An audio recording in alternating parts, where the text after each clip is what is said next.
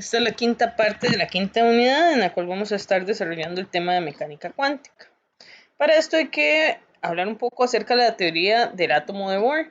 Debemos recordar que en el momento en que la teoría de Bohr salió, fue sumamente exitosa y explicó muchísimos fenómenos que no habían podido ser explicados hasta el momento. Sin embargo, después de algún tiempo, los científicos empezaron a preguntar alguna serie de cosas que todavía no estaban claras y se dieron cuenta que la teoría tenía falencias. Entre ellas, por ejemplo, que no podía explicar espectros de emisión de átomos que tuvieran más de un electrón, o también por qué aparecían más líneas en el espectro de emisión del átomo de hidrógeno cuando se aplicaba un campo magnético. Además, debemos recordar que se dio el descubrimiento del comportamiento ondulatorio de los electrones y esto generó una duda importante en ese momento, que era cómo podemos determinar o precisar la posición de una onda, de una partícula que se comporta como una onda, como el electrón. ¿Okay? Entonces debemos de recordar que el electrón tiene un comportamiento dual, es decir, se comporta tanto como partícula y como onda, pero al comportarse como onda, como lo podemos ver en la imagen, no tiene una posición constante o fija. Entonces, se decía que es imposible saber la posición exacta, puesto que esa onda se extiende en el espacio. Entonces, para responder a esta pregunta de cómo podemos localizar una partícula subatómica que se comporta como una onda, el científico alemán Werner Heisenberg establece una teoría que actualmente se conoce como el principio de incertidumbre de Heisenberg. El principio de Heisenberg establece que es posible conocer con certeza el momento P, que corresponde a la multiplicación de la masa por la velocidad de la partícula, y la posición de una partícula al mismo tiempo. Es imposible. ¿Ok? Entonces este enunciado se explica matemáticamente o se expresa matemáticamente mediante esta fórmula, donde delta X corresponde a la incertidumbre de la medición de la posición y delta P corresponde a la incertidumbre de la medición del momento. Y podemos observar que esta multiplicación de estos dos términos siempre me dará un valor que deberá ser mayor o igual a el cociente de la constante de Planck entre 4pi. Siempre debe ser igual o mayor. Entonces, esto quiere decir que no importa qué tan pequeña sea la incertidumbre en una de estas dos mediciones, la otra tendrá que hacerse sumamente grande para poder cumplir esto, que este valor de la multiplicación de estos dos términos sea igual o mayor a este otro término. Entonces, si nosotros disminuimos lo máximo posible la medición para determinar la posición de una partícula, al mismo tiempo, aunque yo disminuya esta incertidumbre, la incertidumbre del momento aumenta considerablemente para que esto se pueda cumplir. De manera que entonces podré tener certeza de la posición, pero tendré mucha incertidumbre en la medición del momento. Y viceversa, si tengo mucha certeza en la medición del momento de la partícula, tendré mucha incertidumbre en cuanto a la posición de esa partícula. Entonces, con base en esto, quedó claro que el electrón no puede viajar en la órbita que estableció Bohr. No existe una órbita alrededor del núcleo con una trayectoria que esté bien definida para el electrón. Puesto que de ser así, entonces podríamos determinar la posición por medio del radio atómico, o bien también podríamos determinar el momento con base a la energía cinética del electrón. Para poder explicar esto con un ejemplo, vamos a utilizar el que se encuentra en el libro, el 7.6, en el que se me dice que un electrón se mueve a una velocidad de 8,0 por 10 a la 6 metros sobre segundo. Si la incertidumbre al medir esta velocidad es del 1% de la velocidad, calculen la incertidumbre de la posición del electrón. Además, me dan la masa del electrón. Hay un inciso B que les dejaré para que ustedes lo intenten resolver. Además, recuerden que esto está resuelto en el libro y ahí lo pueden consultar. Muy bien, entonces para resolver el inciso A, debo de recordar que se me está pidiendo la incertidumbre en la posición. Esto está en la ecuación de la incertidumbre o del principio de incertidumbre de Heisenberg, que corresponde a esta ecuación que tenemos por acá. Entonces, para poder calcular la incertidumbre mínima, debo usar el signo igual, porque es el valor mínimo que voy a encontrar a partir de este término. Todos los demás serán superiores a él. Entonces, ¿para qué se me da valores de velocidad y valores de masa si esos dos valores no se encuentran en esta ecuación? Bueno, yo necesito, esta sería mi variable, la incertidumbre de la posición, y para poder determinar este valor, que sería el único que me quedaría de incógnita, aparte de la incertidumbre de la posición, para poder averiguar este otro valor, debo recordar que el momento es igual a la masa por la velocidad. Y entonces debo averiguar la incertidumbre del momento. Para poder averiguar la incertidumbre del momento, debo primero, como primer paso, averiguar la incertidumbre de la medición de la velocidad, que me están dando ya el valor de la incertidumbre, debo calcularlo entonces para este valor de velocidad específico. Entonces calculamos la incertidumbre de la velocidad, simplemente multiplico el porcentaje de incertidumbre por el valor de la velocidad que fue medido y eso me va a dar la incertidumbre en la medición de la velocidad. Una vez que ya tengo este valor, ahora sí puedo aplicar esta fórmula para ahora encontrar no el momento, sino la incertidumbre del momento.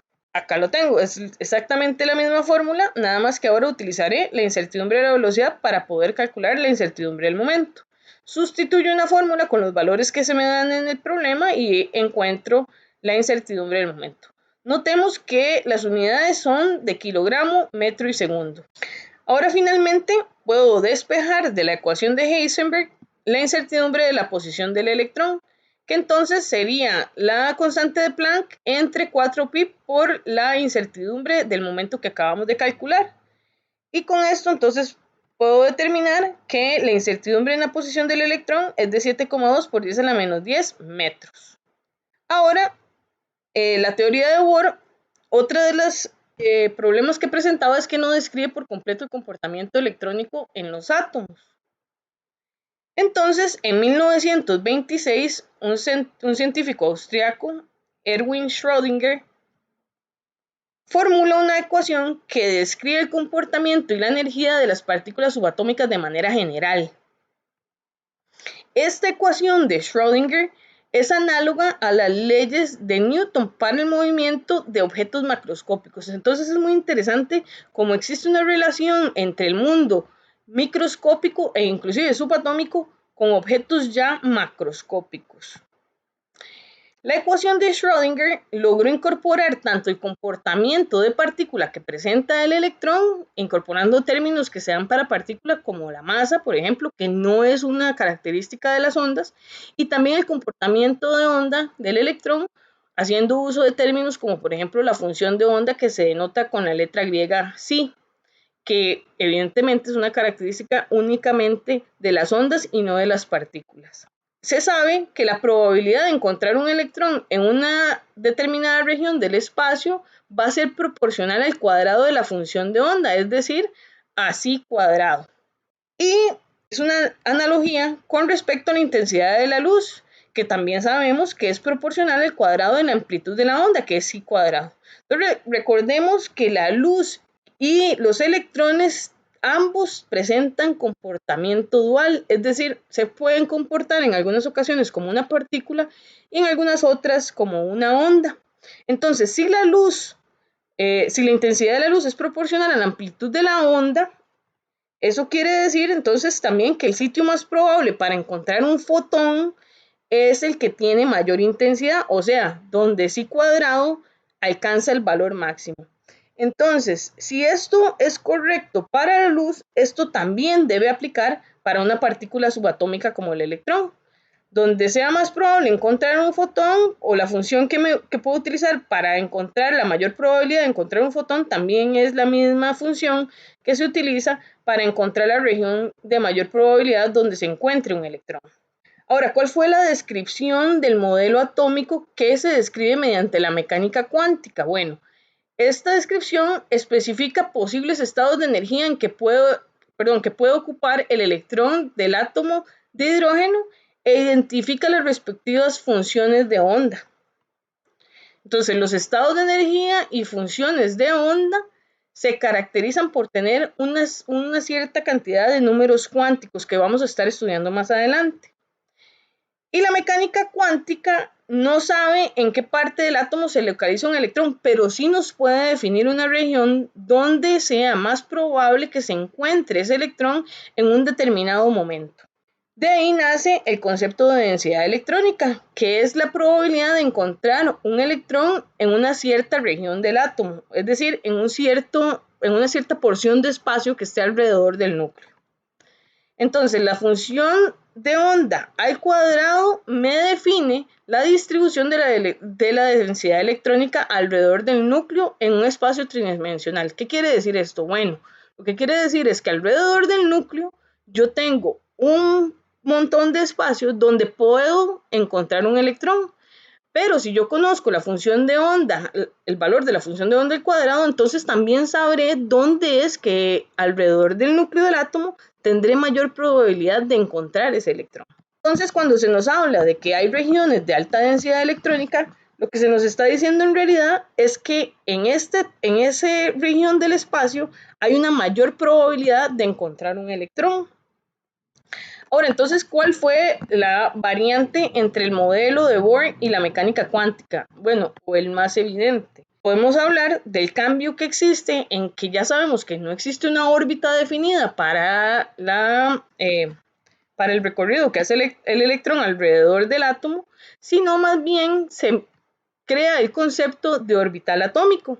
Y ese orbital atómico es la función de onda del electrón de un átomo. Es decir, si yo conozco el orbital atómico, puedo calcular el cuadrado de este y por lo tanto definir cuál será la región del espacio donde tendré más probabilidad de encontrar un electrón. Los orbitales atómicos tienen energía y distribución características de densidad electrónica. ¿Qué quiere decir esto? Para que un electrón ocupe un orbital atómico, es decir, un punto o una región específica en el espacio alrededor del átomo, del núcleo del átomo, ese electrón deberá tener una cierta energía mínima característica de ese orbital. Y la ecuación de Schrödinger funcionó bien para el átomo de hidrógeno porque solamente tiene un protón y un electrón, pero nuevamente presenta el mismo problema que el modelo de Bohr, en el cual no puede explicar con exactitud el fenómeno para átomos que tienen más de un electrón. Sin embargo, la ventaja con el modelo de mecánica cuántica desarrollado por Schrödinger es que a pesar de que no puede definir con exactitud ciertos detalles para átomos con más de un electrón, podemos realizar una serie de cálculos y aproximaciones que nos llevan a establecer modelos para los demás átomos que son bastante precisos, están muy cercanos a la realidad y que podemos realmente despreciar variaciones en el comportamiento que se escapan de la función o de la ecuación desarrollada por Schrödinger.